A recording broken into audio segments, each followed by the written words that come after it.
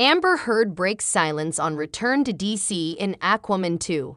Before the 2023 release of Aquaman and the Lost Kingdom, Mira actress Amber Heard is speaking out about her comeback to DC Studios following her highly publicized legal struggle with her ex-husband and Pirates of the Caribbean actor, Johnny Depp.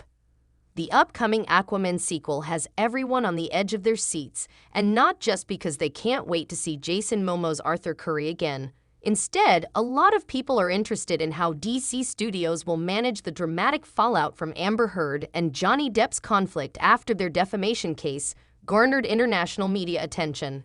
Because Johnny Depp is essentially Disney royalty and is the beloved star of beloved children's films like Charlie and the Chocolate Factory, 2005, and Edward Scissorhands, 1990, fans stood by the actor when he claimed that his ex-wife had ruined his career. This accusation culminated in last year's Depp v. Heard defamation trial.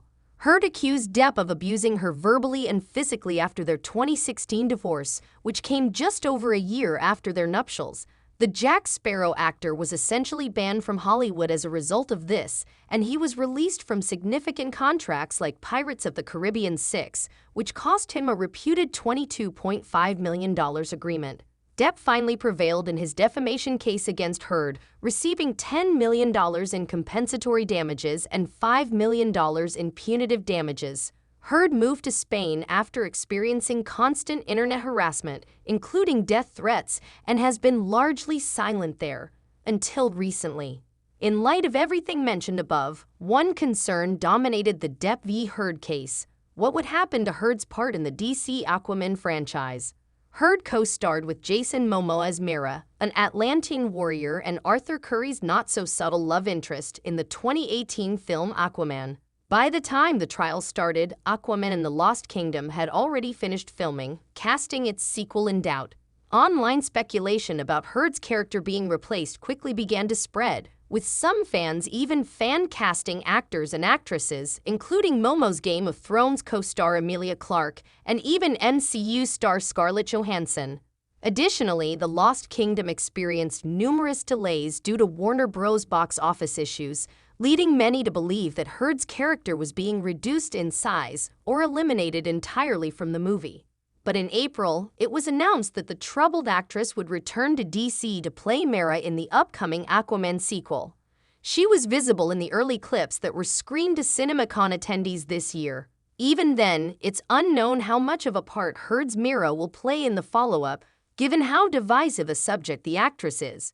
With Shazam, Fury of the Gods, 2023, and Dwayne Johnson's Black Adam, 2022, being the studio's most recent box office duds, Heard recently broke her silence on returning to DC in the Lost Kingdom.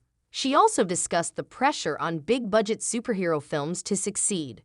In an interview with Deadline, Heard discussed her upcoming picture as well as her expectations for Aquaman and the Lost Kingdom as DC gets ready to transition under Guardians of the Galaxy Vol.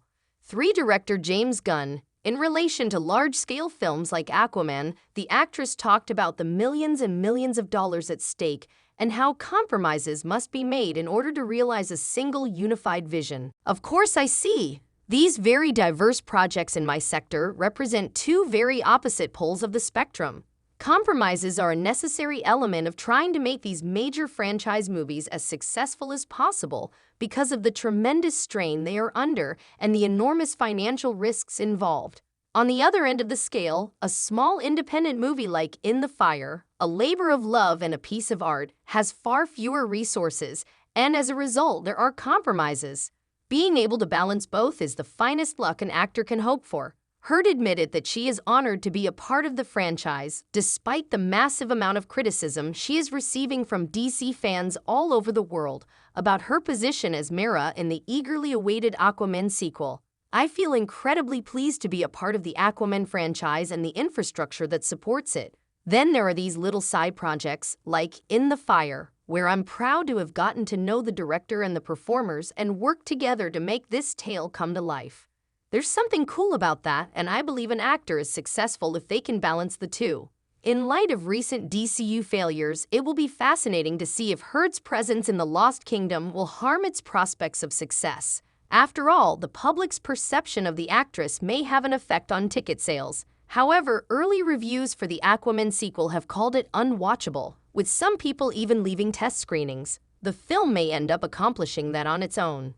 Given the confusion that has recently surrounding the impending superhero movie, this isn't really surprising.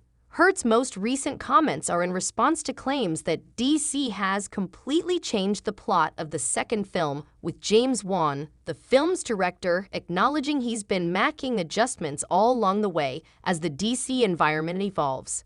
DC needs all the assistance they can get, so it's unclear if Amber Heard's Mera will play a smaller part in Aquaman and the Lost Kingdom.